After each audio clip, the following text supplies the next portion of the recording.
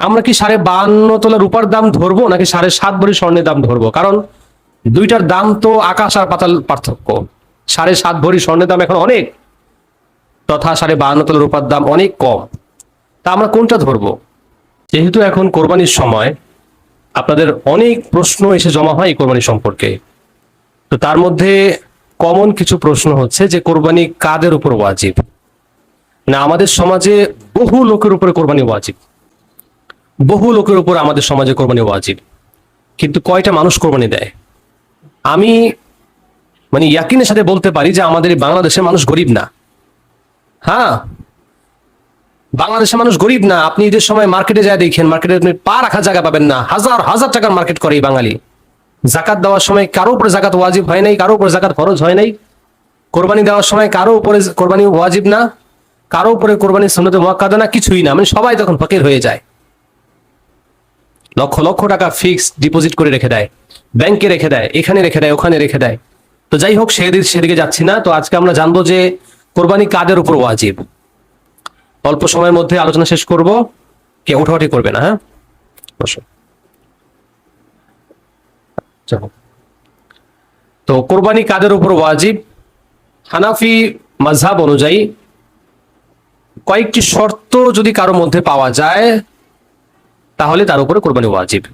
1 নম্বর হলো মুসলমান হতে হবে, অমুসলিম যারা তাদের উপর কোরবানি ওয়াজিব নয়। 2 নম্বর হলো বালেগ তথা প্রাপ্ত বয়স্ক হতে হবে। একটা নাবালেগ বাচ্চা, তার কোরবানির যে নিসাব সেই পরিমাণ সম্পদ থাকলেও সে যদি নাবালেগ হয় তাহলে তার উপর কোরবানি ওয়াজিব নয়। 3 নম্বর হলো সুস্থ মস্তিষ্কের অধিকারী হতে হবে। অসুস্থ, মাথায় সমস্যা, পাগল, হ্যাঁ, বা মেন্টাল টাইপের এই সমস্ত লোকের উপরে কোরবানি ওয়াজিব নয়। এখন কিছু লোক আছে একটু ফানি টাইপের মানুষ, একটু মজা করে, একটু রসিকতা করে, তো মানুষ তাকে মজা করে পাগল বলে ডাকে, মেন্টাল বলে ডাকে। এই সমস্ত মানুষ না, ডিরেক্টলি সার্টিফিকেট আছে যে সে পাগল, ডাক্তারের সনদ আছে যে হ্যাঁ তার মাথায় সমস্যা আছে, এমন ব্যক্তির উপরে কোরবানি ওয়াজিব নয়। 4 নম্বরে হলো মুসাফির না হওয়া, মুকিম হওয়া। ইসলামী শরীয়তে মুসাফির ব্যক্তি যারা, তাদের উপরে কোরবানি ওয়াজিব নয়। 5 নম্বরে হলো নিসাব পরিমাণ সম্পদের মালিক যদি সে হয়। এখন এই জায়গাটাই আমরা একটু বুঝতে সমস্যা করি, একটু আমাদের গরমিল হয়ে যায়। সেটা হচ্ছে জাকাত ফরজ হওয়ার জন্য নিসাব পরিমাণ সম্পদ 1 বছর অতিবাহিত হতে হয়। নিসাব পরিমাণ সম্পদ কি? 7.5 ভরি স্বর্ণ অথবা 52.5 তোলা রূপার পরিমাণ সম্পদ, অর্থ, বাজার মূল্য 1 বছর যদি কারো কাছে অতিবাহিত হয় তাহলে তার উপর জাকাত ফরজ হয়। কিন্তু কোরবানির জন্য এমনটা শর্ত নয়। ঈদুল আজহার দিনগুলোতে তথা জিলহজ মাসের 10, 11, 12 তারিখে যদি কারো প্রয়োজনের অতিরিক্ত নিসাব পরিমাণ সম্পদের মালিক সে থাকে তাহলে তার উপরে কোরবানি ওয়াজিব। ভালো করে বুঝতে হবে, 1 বছর অতিবাহিত হওয়া শর্ত নয়। ওই ঈদুল আজহার দিন, যে 3 দিন ঈদের দিন, এই দিন ছিল না আপনার কাছে নিসাব পরিমাণ সম্পদ, তার পর দিন আপনার কাছে আসছে, বা তার পর দিনও ছিল না, ঈদের 3য় দিন, ঈদুল আজহার 3য় দিন আপনার কাছে সম্পদ আসছে, ওই 3য় দিনই আপনাকে কোরবানি করতে হবে, এটা ওয়াজিব। এখন কথা হচ্ছে প্রয়োজনের অতিরিক্ত বলতে কি কি প্রয়োজনের মধ্যে পড়ে? প্রয়োজনের মধ্যে পড়ে বসবাসের ঘর, ঘরে ব্যবহৃত আসবাবপত্র যেটা আপনার অতি প্রয়োজন, ব্যবহারের কাপড় চোপড়, দৈনন্দিন প্রয়োজনীয় যে জিনিসপত্র, প্রয়োজনীয় যানবাহন ও উপকরণ, এইসব বাদ দিয়ে যদি অতিরিক্ত সম্পদ আপনার কাছে থাকে, যেটা 7.5 ভরি স্বর্ণের দাম বা 52.5 তোলা রূপার দাম হয়। এখন কথা হচ্ছে আমরা কি 52.5 তোলা রূপার দাম ধরবো নাকি 7.5 ভরি স্বর্ণের দাম ধরবো? কারণ দুইটার দাম তো আকাশ আর পাতাল পার্থক্য। 7.5 ভরি স্বর্ণের দাম এখন অনেক, তথা 52.5 তোলা রূপার দাম অনেক কম। তা আমরা কোনটা ধরবো? সমস্ত ওলামায়ে কেরাম একমত যে আমরা আমাদের যে 52.5 তোলা রূপা, এই রূপার দাম ধরবো। যদি রূপার দাম ধরি আমরা, তাহলে বেশি থেকে বেশি মানুষ এই কোরবানির মতো মহৎ কাজে অংশগ্রহণ করতে পারবে, এই বড় সওয়াব সে অর্জন করতে পারবে। আর যদি আমরা স্বর্ণের দাম ধরতে যাই তাহলে সমাজের অনেক মানুষ এখান থেকে বাদ পড়ে যায়, এত বড় একটা আমলে অংশগ্রহণ করার, পার্টিসিপেট করার সুযোগ আর তার থাকবে না। এজন্য আমলের জন্য প্রতিযোগিতা করতে হবে, স্পেয়ার থাকতে হবে যে আমি কিভাবে আমল করব, আমি কিভাবে আমলে অংশগ্রহণ করব, এত সুবর্ণ সুযোগ আমি কিভাবে নেব। ছোট্ট ছোট্ট দুইটা সাহাবী যুদ্ধ অংশগ্রহণ করার জন্য ব্যতিব্যস্ত হয়ে গেছে, ইয়া রাসূলুল্লাহ আমাকে যুদ্ধে নেন, তোমরা তো ছোট মানুষ। না না, আমরা অনেক বড়।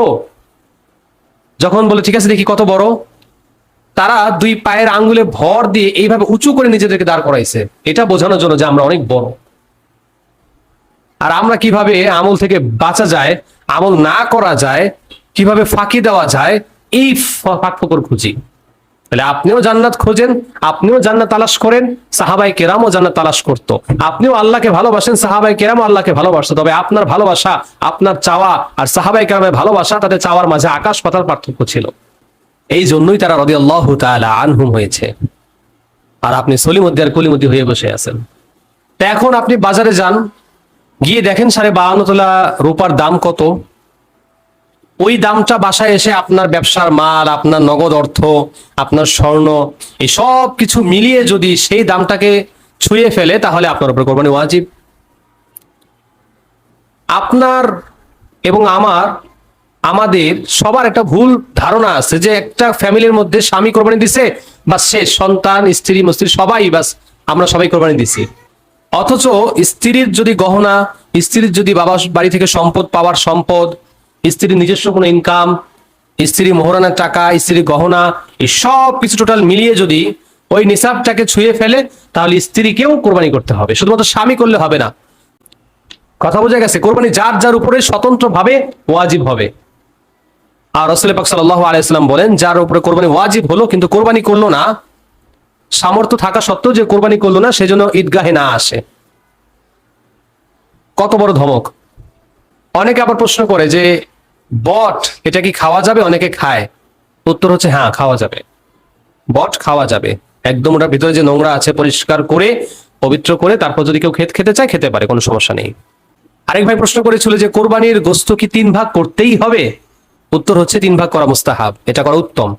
1 ভাগ নিজের জন্য রাখবেন, 1 ভাগ গরিব মিসকিনকে দিবেন, আরেক ভাগ আত্মীয় স্বজনদের মাঝে বন্টন করবেন। কিন্তু যদি কেউ পুরোটা নিজে খেয়ে ফেলে তাহলেও হয়ে যায়, কিন্তু আসলে এটা কোরবানির যে মূল উদ্দেশ্য সেটা অনেক সময় ব্যাহত হয়। কারণ আপনি কোরবানি করলেন, আপনার প্রতিবেশী সারা বছর চেয়েছিল, কোরবানির অপেক্ষায় ছিল, তাকে কোনো মতে 2-3টা হাড্ডি দিয়ে একটু চর্বি দিয়ে বাস, এই কাজ যারা করে এদের চাইতে ছোট লোক, এদের চাইতে খারাপ আর এই বাংলার জমিনে আসমানের নিচে উপরে নাই।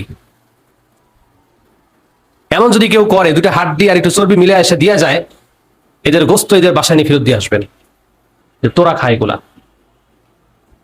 তোদের কোরবানি তোরাই খা, তোদের কোরবানির গোস্ত মানুষের পেটে মনে হয় না যাবে, তোরাই খেয়ে মর।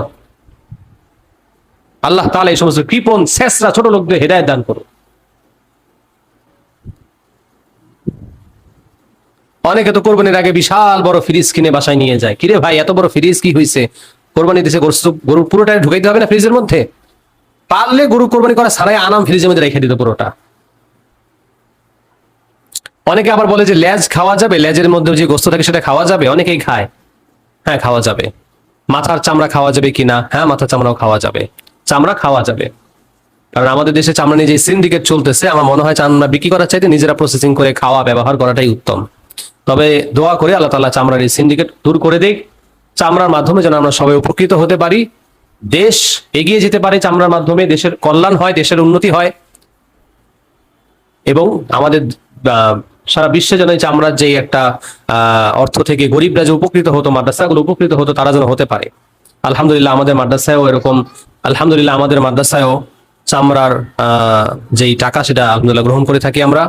আমাদের এখানেও গরিব অসহায় বাচ্চাদের পড়াশোনার জন্য আমরা একটা বড় অংশ কোটা রেখেছি, যে এতজন বাচ্চাদেরকে আমরা পড়াতে পারবো, এতজন বাচ্চাদেরকে আমরা খরচ দিয়ে আমাদের মাদ্রাসায় পড়াশোনা করাতে পারবো।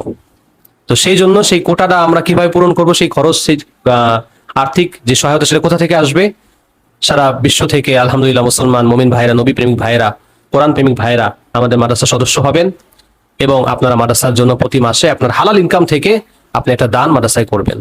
আপনার টাকা দিয়ে কোরআন শিক্ষা হবে, আপনার টাকা দিয়ে বাচ্চারা পড়াশোনা করবে, আলেম হবে, হাফেজ হবে।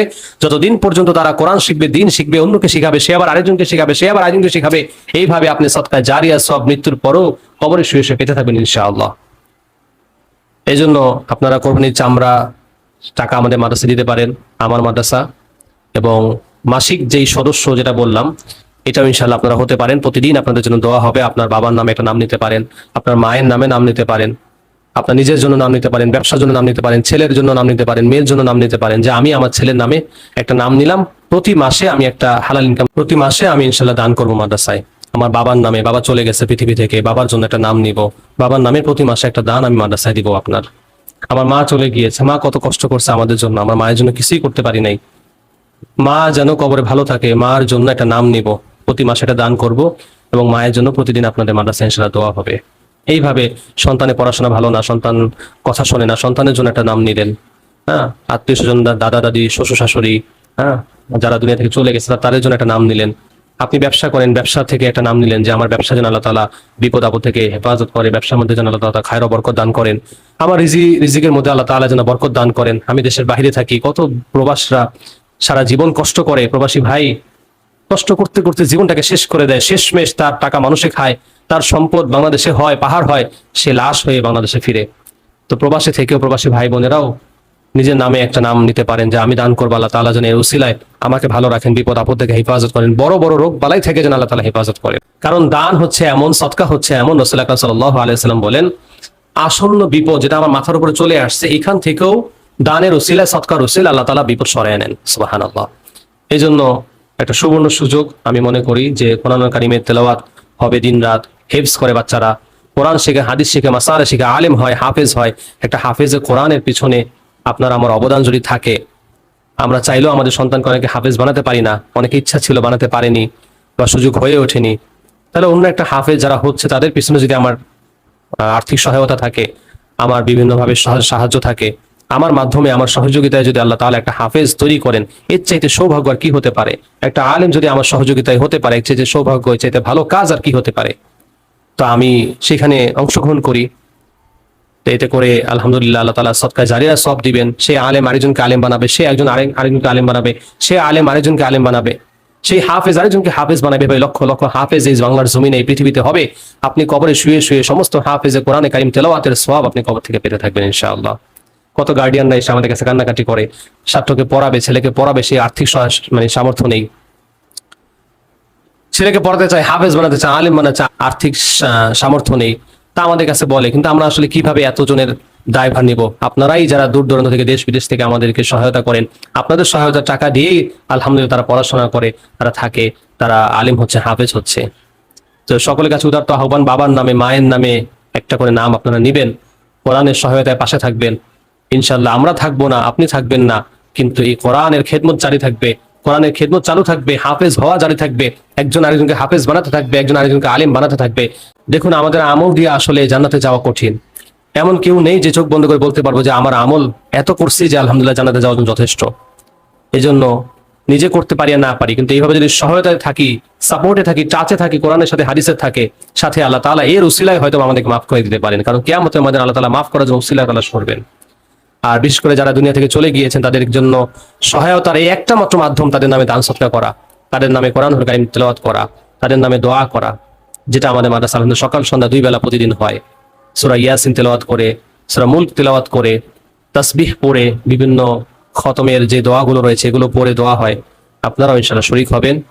আর এখন আমরা দোয়া করব। আর যারা আমাদের মাদ্রাসায় শরীক হয়েছেন, যারা দান করতেছেন, দান করবেন, প্রত্যেকের বাবা মা, আত্মীয় স্বজন এবং তারা যে পেরেশানিতে আছে, অসুস্থ অবস্থায় আছে, সন্তানকে নিয়ে পেরেশানিতে আছে, বিয়ে নিয়ে চিন্তায় আছে, যে যেই নিয়তে আমাদের সাথে শরীক আছেন, দান করতেছেন, আল্লাহ তাআলা আমাদের সকলের দানকে কবুল করুক, সকলে পেরেশানি দূর করে দিক, সকলের নেক মাকসাদগুলোকে পূরণ করুক। আত্মীয় স্বজন, ময় মুরব্বী, পাড়া প্রতিবেশী, বন্ধু বান্ধব, যে যেখানে কবর দেশে শুয়ে আছে, আল্লাহ তাআলা সবাইকে মাফ করে দিক।